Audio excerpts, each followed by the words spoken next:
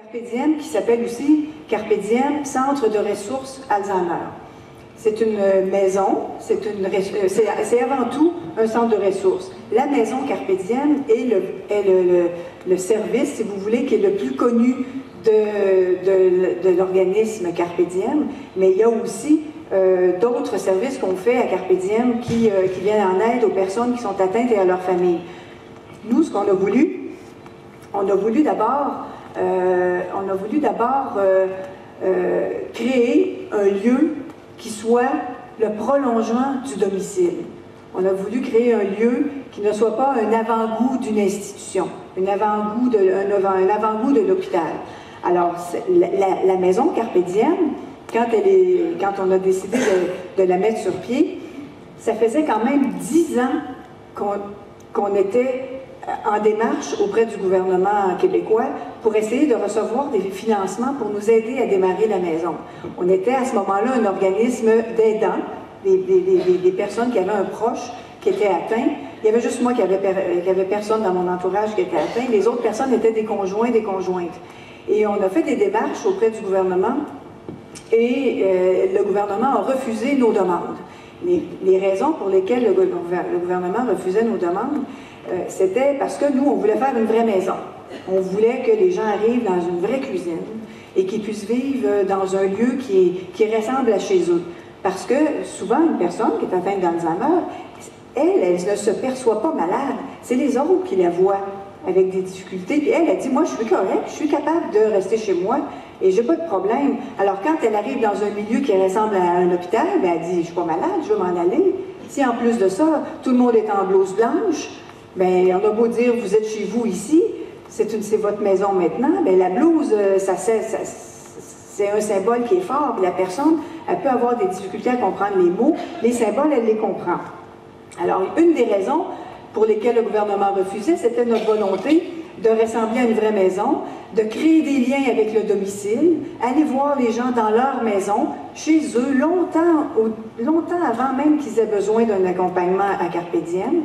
Et le gouvernement nous disait, vous ne pouvez pas faire à la fois de l'accompagnement à domicile pour aider les gens à rester chez eux et à la fois aller dans une maison construire une maison d'hébergement. C'est pas possible. Vous ne pouvez pas faire de l'accueil temporaire, comme on voulait faire, pour que les gens s'adaptent tranquillement au lieu. L'idée était qu'ils créent des liens et qu'ils viennent vivre un petit peu dans la maison, qu'ils restent de plus en plus longtemps, qu'ils passent des courts séjours et qui ensuite viennent en hébergement. Le gouvernement nous disait, ça ne marche pas comme ça. Ça marche par enveloppe. Alors, si vous voulez faire de l'accompagnement à domicile, faites de l'accompagnement à domicile. Mais si vous voulez faire une maison, ça, c'est une autre enveloppe. Et nous, on se disait, la personne, elle n'est pas compartimentée comme ça. Pourquoi il faudrait qu'elle se compartimente en fonction des enveloppes qui sont dans le gouvernement? Alors là, ça, c'était première raison de refus. Deuxième raison de refus, c'est que moi, j'avais fait quand même des études, je vais vous épargner les études que j'ai faites puis les recherches, mais il y a une chose dont j'avais la conviction, c'était que la philosophie qu'on allait implanter, il fallait qu'elle soit présente partout, autant au niveau de la direction, autant au niveau du conseil d'administration, autant même au niveau des modes de financement, comment on allait financer nos services. Et la façon au Québec qu'on finance les services dans notre domaine, c'est en évaluant, en mesurant avec des grilles très, très pointues, très, très savantes, toutes les difficultés que la personne vit, tout ce qu'elle ne peut plus faire. Ça, on a des grilles extrêmement perfectionnées pour démontrer ce que la personne ne peut plus faire. Et après, ça rentre dans un système, puis ça fait une cote. Et puis là, la cote, elle vous indique ce qu'on appelle la lourdeur. Et là, en fonction de la lourdeur, on a de l'argent. Alors nous, on disait, non, on ne veut pas avoir inconsciemment un gain, l'impression d'avoir un gain financier à trouver des pertes. C'est pas ça qu'on veut. Nous, notre philosophie, on veut une philosophie qui est orientée sur les forces des gens. Alors que là, on nous dit trouver les pertes. Alors, je ne peux pas dire à mon équipe, mettez des lunettes pour les pertes, puis après ça, quand vous avez l'argent, mettez des lunettes pour les forces.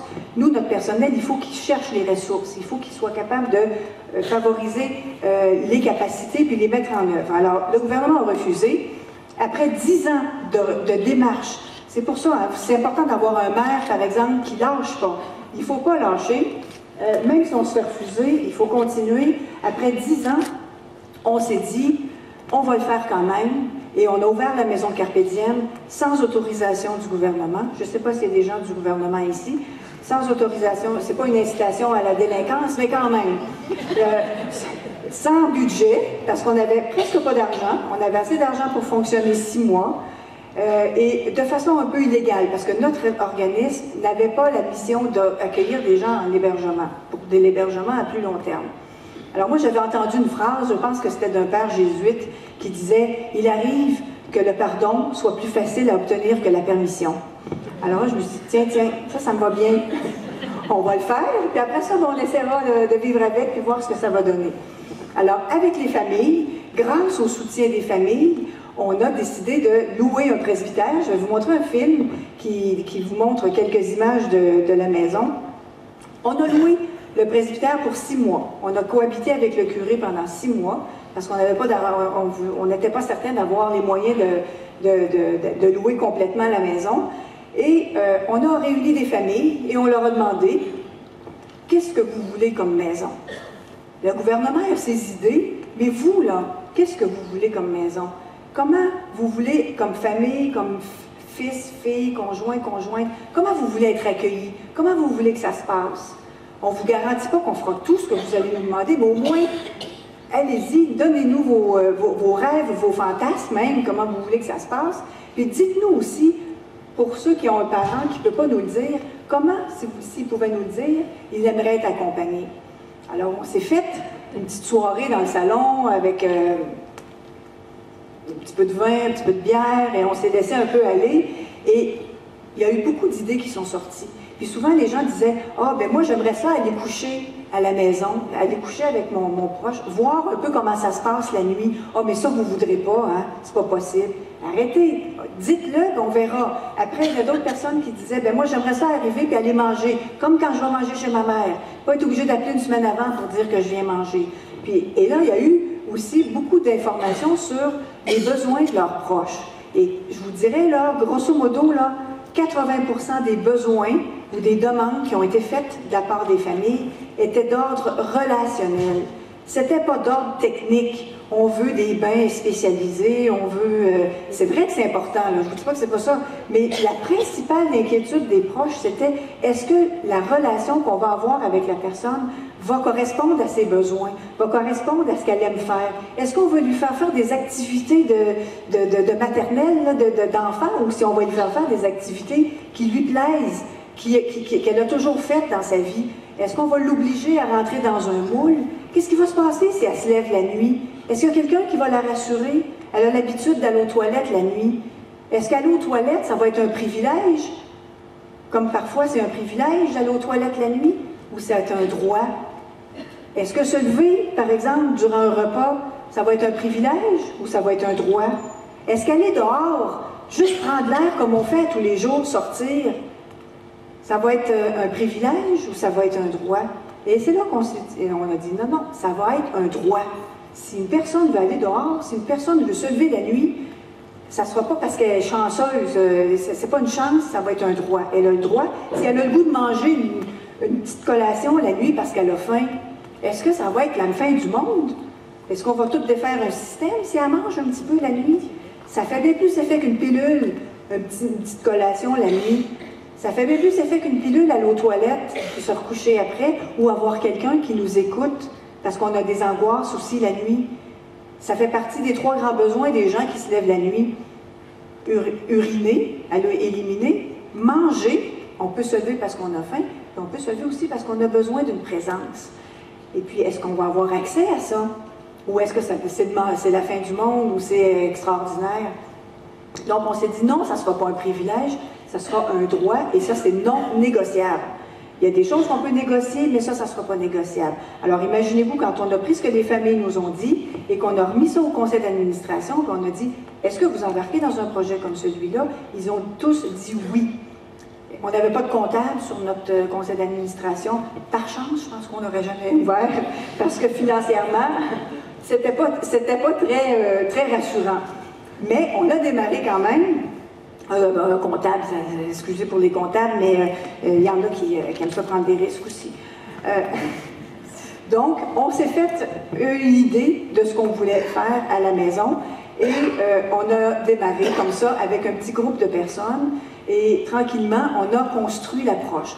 On a évité le piège de tomber dans une brochette de services à offrir pour dire aux gens, voici les services qu'on offre, prenez ce qui fait votre affaire. C'est pas ça qu'on a dit. On a dit, dites-nous ce que vous avez besoin, on va essayer de construire la vie à partir de ce que vous nous dites. Ce qui fait que la vie est devenue la vie des gens qui sont là à cette époque-là, et aujourd'hui, c'est d'autres personnes, puis la vie s'organise autour des besoins des gens qui forment un groupe et qui évoluent à travers, à travers cette vie-là. Bon, qu'est-ce que les gens disaient aussi? On veut continuer à être utile. C'est pas parce qu'on souffre d'une maladie qu'on n'a pas besoin d'être utile. On veut continuer d'être utile, aider, donc participer à l'élaboration des repas. On veut continuer de faire à manger. Pour certains, il y en a d'autres qui ne voulaient pas continuer de faire à manger. D'autres disaient, ben, on aimerait ça s'occuper du jardin, on aimerait ça s'occuper de mettre la table. Et ça, il faut que l'organisation le prévoie. Alors les gens nous ont dit, ce qu'ils nous ont dit, on s'est dit, c'est important le sentiment d'utilité. Aujourd'hui, les gens viennent à Carpe Diem. Et à Carpe Diem, maintenant, aujourd'hui, pour vous dire, ça a pris quand même presque 7 ans avant qu'on reçoive un financement qui soit respectueux de nos demandes. Nos demandes qui étaient un financement global pour notre mission, pour qu'on puisse orienter les fonds en fonction des besoins et non pas qu'on fasse entrer les gens dans des cases pour qu'ils répondent à nos programmes. Parce qu'on était toujours considérés hors normes. Alors, en 2003, c'est le ministre Philippe Couillard, un médecin, neurologue, qui a dit « Oui, moi, je prends le risque de soutenir Carpe Diem. » Ça a pris une volonté politique pour dire « Oui, on fait un projet pilote et on se lance et on appuie Carpe Diem. » Il y a eu évidemment plusieurs étapes avant ça, mais aujourd'hui, on reçoit un financement qui nous permet à la fois d'aller à domicile, avec la même équipe qui va à domicile, les mêmes personnes dans l'équipe vont, par exemple, accompagner une personne pour se lever le matin, et l'après-midi, elle va accompagner une famille ou une personne à la maison. Elle peut tranquillement l'amener dans la maison comme en accueil de jour, mais c'est dans la maison, c'est pas dans un endroit séparé. Alors l'équipe est très polyvalente, les gens font de tout dans la maison. On n'a pas de cuisinier, on a des gens qui sont dans l'équipe, des intervenants qui cuisinent avec les personnes. On n'a pas d'hommes d'entretien, on a des gens dans l'équipe qui réparent et qui font l'entretien avec les personnes de la maison pour permettre justement que quand ils arrivent, ils aient l'impression, et ils le font aussi, ils sont réellement utiles. Il y avait un membre de l'équipe qui ne fait pas partie du film, mais qui était là à ce moment-là, puis c'était notre chien, Whoopi. Alors j'ai demandé de la rajouter au montage. Et c'est drôle parce que les gens, quand ils viennent à Carpe Diem, ils voient le chien, ou voient soit le mien à l'époque, ou le chien des membres du personnel, puis ils disent « Ah, vous avez un chien? Vous faites de la zoothérapie? » Non, non, c'est le chien. C'est le chien chez nous, puis ici c'est le chien, je l'amène. Là, ils voient le piano, puis ils disent « Ah, vous faites de la musicothérapie? » Je dis « Non, c'est le piano. » Puis des fois, il y a des gens qui jouent au piano. Puis là, ils voient la cuisine, puis ils disent « Une cuisine thérapeutique. » Non, c'est une cuisine ordinaire, une vraie cuisine. Il y a un jardin thérapeutique. Non, c'est pas un jardin thérapeutique. On a voulu justement se rapprocher le plus possible de la vraie vie et bien, c'est ce qu'on a essayé de vous démontrer.